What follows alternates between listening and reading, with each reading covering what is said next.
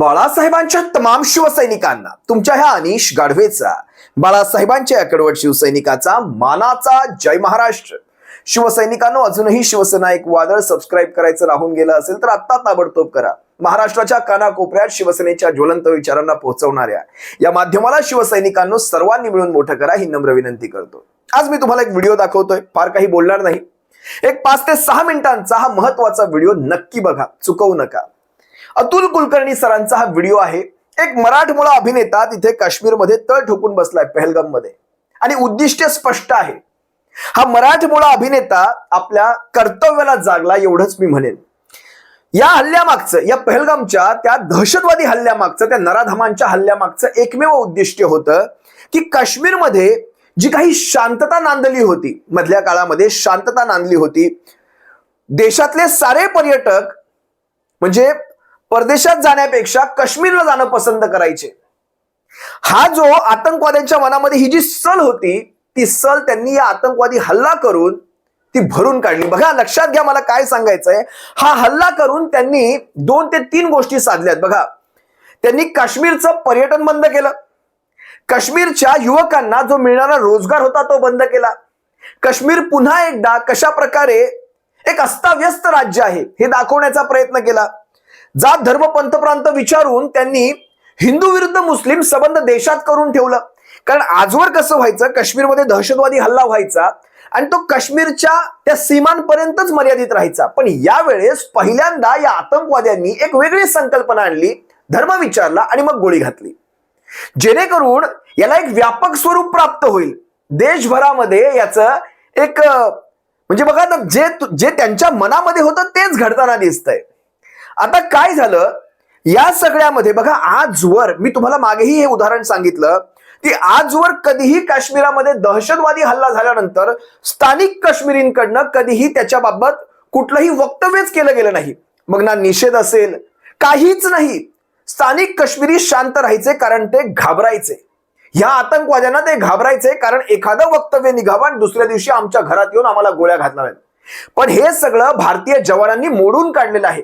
स्थानिक काश्मीरींना आता तो विश्वास आलाय की भारतीय जवान आमच्या संरक्षणासाठी तिथे कायम सज्ज आहेत आणि आमच्यावर कुठलाही अतिप्रसंग ते येऊ देणार नाहीत. हा जेव्हा त्यांना विश्वास आला, स्थानिक काश्मीरी यावेळेस पहिल्यांदा, आजवर नव्हे तो पहिल्यांदा ते बाहेर आले आणि यांनी या सर्व आतंकवाद्यांच्या त्या हल्ल्याचा निषेध नाही तर त्याच्यावर ह्यांना फाशी द्या, कठोरातलं कठोर शासन करा, तिथे श्रीनगरच्या लाल चौकामध्ये यांना फाशी द्या, अशा प्रकारची विधानं तुमच्या माझ्या पाहण्यात ही पहिल्यांदाच आली.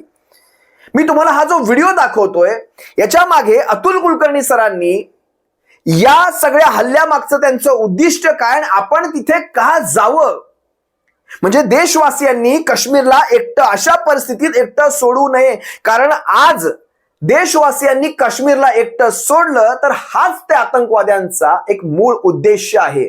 त्यानंतर या बेरोजगार झालेल्या तरुणांना कशा प्रकारे हे आतंकवादी आपल्या कॅम्पांमध्ये सामील करून घेतील, आपल्या टोळ्यांमध्ये सामील करून घेतील. त्यांच्या हातामध्ये जो रोजगार आला होता तो रोजगार बंद झाल्यामुळे पुन्हा त्या कशा प्रकारे गन देण्यात येतील, कशा प्रकारे दहशतवाद शिकवला जाईल, आणि काश्मीरींचं आणि भारतीयांचं जे नातं तयार होत होतं त्या नात्याला कुठतरी एक सुरुंग लागेल आणि पुन्हा तेच धगधगतं काश्मीर, जे आपण आजपर्यंत पाहिलं तेच धगधगतं काश्मीर, यांना पुन्हा घेऊन यायचंय. हे सगळं टाळण्यासाठी काश्मीरशी आपलं जे नातं तयार झालेलं आहे, बघा ना, आज काश्मीरी, आज मी तुम्हाला ते व्हिडिओ काही दाखवणार नाही, पण आज काश्मीरी खुल्यामध्ये बाहेर येतात, अगदी महिला असतील, युवक असतील, आणि ते सांगतायत हा हल्ला पर्यटकांवर नाही, हा हल्ला आमच्यावर आहे, हा काश्मीरियतवर हल्ला आहे, आमच्या पाहुण्यांवर झालेला हा हल्ला आहे. अशा प्रकारचं काश्मीरींचं ते मनोगत आपण सर्वांनी ऐकलं. जरा बघा अतुल कुलकर्णी सर या व्हिडिओमध्ये नेमकं काय म्हणालेत. आणि खरंच कित्येक अभिनेते आहेत, पण त्यातले हाताच्या बोटावर मोजण्या इतके अभिनेते याच्यावर आपलं मत व्यक्त करून गेलेले आहेत. आणि त्यात अतुल कुलकर्णी सरांनी तिथे जाऊन, तिथे बसून ज्या प्रकारे देशवासियांना एक संदेश दिला की या काश्मीरमध्ये हे जे झालं ते झालं, आता कदाचित आपल्या सुरक्षा रक्षकांकडनं त्या ठिकाणची सुरक्षा वाढवली जाईल. कारण बघा, संपूर्ण काश्मीर सुरक्षित आहे, मी तुम्हाला पुन्हा सांगतो. पण काश्मीरचे काही विशिष्ट पर्यटन स्थळ होती जिथे ती चूक झाली. आता हे सगळं तपासात निष्पन्न होईल, पण ती चूक झाल्याची मला दिसते. ह्या सगळ्या चुका जर सुधारल्या गेल्या तर काश्मीर संपूर्णपणे सुरक्षित आहे. पुन्हा काश्मीरला जा आणि तेच पुन्हा जुनं काश्मीर जे आतापर्यंत आपण अनुभवलं, गेल्या कित्येक वर्षांपासून अनुभवलं, तेच पुन्हा अनुभवा. एवढंच सांगेल. हा एकदा व्हिडिओ पहा. पुण्याहून मुंबईला येत होतो त्यावेळेला गाडीत मला असं वाटलं की उद्देश काय आहे ह्या हल्ल्यामागचा. पहिल्यांदी इतक्या मोठ्या प्रमाणामध्ये पर्यटकांना मारलं गेलं. उद्देश हा आहे की काश्मीरमध्ये तुम्ही पर्यटक येऊ नकात, हा संदेश आहे. मग आता अतिरेक हा जो आहे किंवा अतिरेकी जे आहेत, अतिरेकी विचार जो आहे त्याला हरवायचं असेल तर आपल्याला ते विचारांनी हरवायला लागेल, काही कृतींनी हरवायला लागेल. शासन आणि प्रशासन त्यांना जे करायचं आहे ते अर्थातच योग्य पद्धतीने करतातच आहेत, पण आपण सामान्य माणूस काय करू शकू असं मला वाटत होतं. आणि मला असं वाटलं की उत्तर हेच आहे की तुम्ही कोण सांगणार आम्ही येऊ नको म्हणून. इथे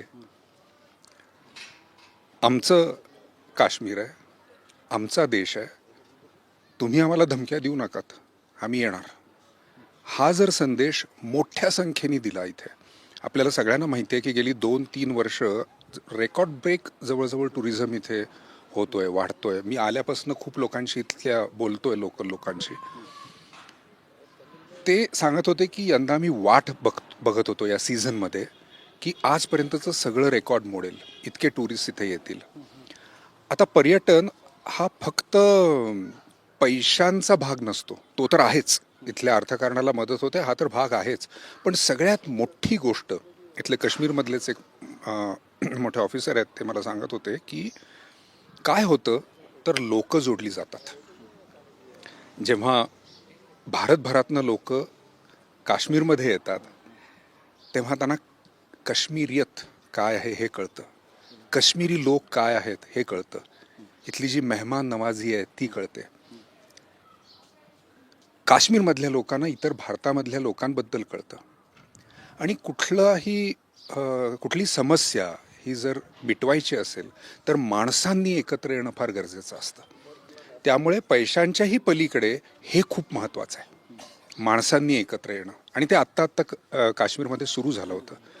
त्यामुळे मला असं वाटलं की हा संदेश आपण काही अगदी छोट्या प्रमाणात का होईना पोचवू शकू का, की हरकत नाही आहे, या इथे या, हेच आपलं उत्तर असणार आहे सामान्य माणसाचं. आणि मला असं कळलं त्या बातम्या वाचताना की 90% बुकिंग्स कॅन्सल झाली काश्मीरमधली. आणि इथे आता मी सगळ्यांशी बोलताना ते सगळं ओस जवळजवळ पडलंय. काही जण अत्यंत धैर्याने इथे आलेली आहेत. मला अशी विनंती करावीशी वाटली इथं येऊन स्वतः की नका बुकिंग्स कॅन्सल करू. जर कॅन्सल केली असतील तर परत बुकिंग्स करा. जर इतर कुठे जाण्याचा प्लॅन तुमचा झाला असेल तर तो कॅन्सल करा, पण काश्मीरची बुकिंग्स करा, इथे या, कारण ते महत्त्वाचं आहे. हीच वेळ आहे सामान्य माणसांनी काहीतरी करण्याची, काहीतरी करून दाखवायची. एक एक छोटा थेंब आपण टाकत जाऊया, जसं मी आत्ता टाकण्याचा प्रयत्न करतोय तसा. महत्त्वाच्या 1-2-3 गोष्टी सांगतो. काही प्रश्न लोकांच्या मनात यायच्या आधी. माझं इथे शूटिंग नाही आहे, माझा कुठलाही रिलीज नाही आहे पुढच्या 2-3-4 महिन्यांमध्ये, जेणेकरून तुम्ही प्रसिद्धीसाठी म्हणजे अशी बरोबर आहे. तुम्ही आता बघताच आहात मला मगासपासनं. कुठेही एक्स्ट्रा सेक्युरिटी वगैरे काही नाही आहे. मी सगळ्या लोकांसारखाच हिंडतोय. मला कुठल्याही ट्रॅव्हल कंपनीनी इथे येण्यासाठी पैसे दिलेले नाही आहेत, तर ह्यापैकी काही नाही आहे. त्यामुळे कुठलीही शंका लोकांच्या मनात यायच्या आधी मला ह्या 4 गोष्टी क्लिअर करायच्या आहेत. मी केवळ म्हणजे इथे यायचं माझं मोटिवेशन काय होतं तर तो हल्ला होता. म्हणजे तुमचा उद्देश अतिशय योग्य आहे. माझा दुसरा प्रश्न अतुलजी आहे, सेलिब्रिटी लोक साधारणतः अशा मुद्द्यांवर व्यक्त होत नाहीत.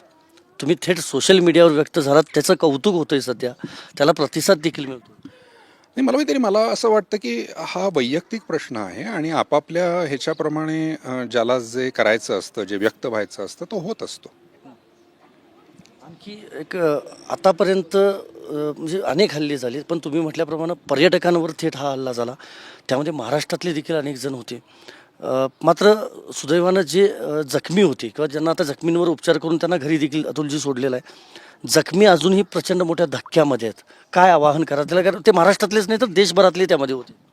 नाही, कोणाला म्हणजे जे प्रत्यक्ष त्यावेळेला तिथे होते आणि ज्यांनी हे पाहिलं तर भयानक मोठा धक्का आहे. आपण एका ठिकाणी आलो आणि काश्मीरसारख्या इतक्या सुंदर ठिकाणी आलो आहे आणि तिथे कुणाचं तरी असं वाईट पद्धतीने मरण बघायला लागतंय. ही फार धक्कादायक गोष्ट आहे. मला असं वाटतं की यावेळेला समाजाने त्यांच्याबरोबर येणं हे अत्यंत गरजेचं आहे.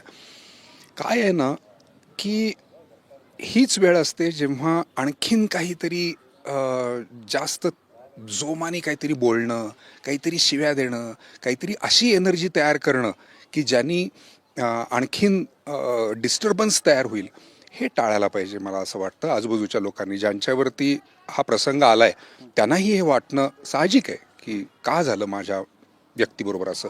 कोणाला तरी त्याचा दोष देऊन याच्यामध्ये मला असं वाटतं की ही वेळ नाही आहे आपल्याला आत्ता कुठलाही भेदभाव आणण्याची. ही वेळ आहे एकमेकांच्या बरोबर राहण्याची. त्यामुळे काश्मीरमध्ये आपण एक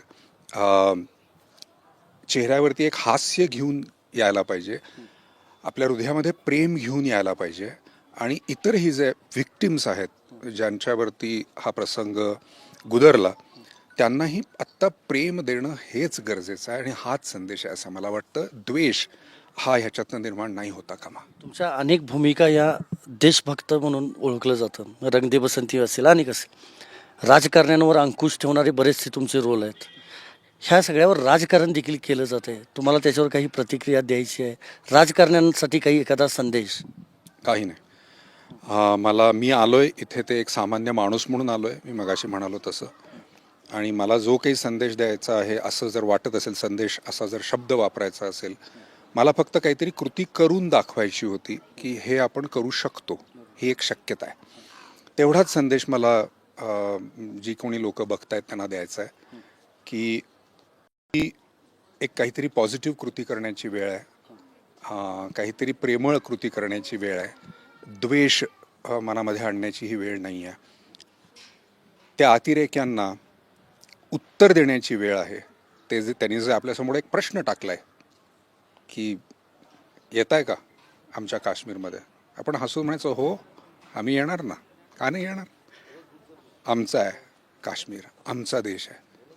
तुम्ही लोकांनी आम्हाला नाही येऊन सांगायचं की इथे यायचं नाही. तेव्हा या काश्मीरमध्ये या, खूप सुंदर आहे. इथली माणसं अप्रतिम माणसं आहेत. प्लीज कशावरही तुम्ही विश्वास ठेवू नका. जे काही सांगितलं स्वतः या आणि पहा. मला खूप जवळनं अनुभव अनेक वेळेला आलेला आहे, आत्ताही येतो आहे. इथली माणसं खूप दुःखी आहेत, खरंच दुःखी आहेत. तर आपण जर इथे आलो तर त्यांना खूप मदत होणार आहे. आपल्या देशातल्या लोकांना मदत होणार आहे. हेच देशकार्य आहे. शेवटचा एक प्रश्न माझा अतुलजी तुम्हाला, हे सगळं आता तुम्ही सुरुवात तर तुम्ही केलेली आहे, हे तुम्ही पुढं अजून कसं नेणार आहात आणि तुमच्यासोबत अजून कुणी यावं असं काही तुमची इच्छा?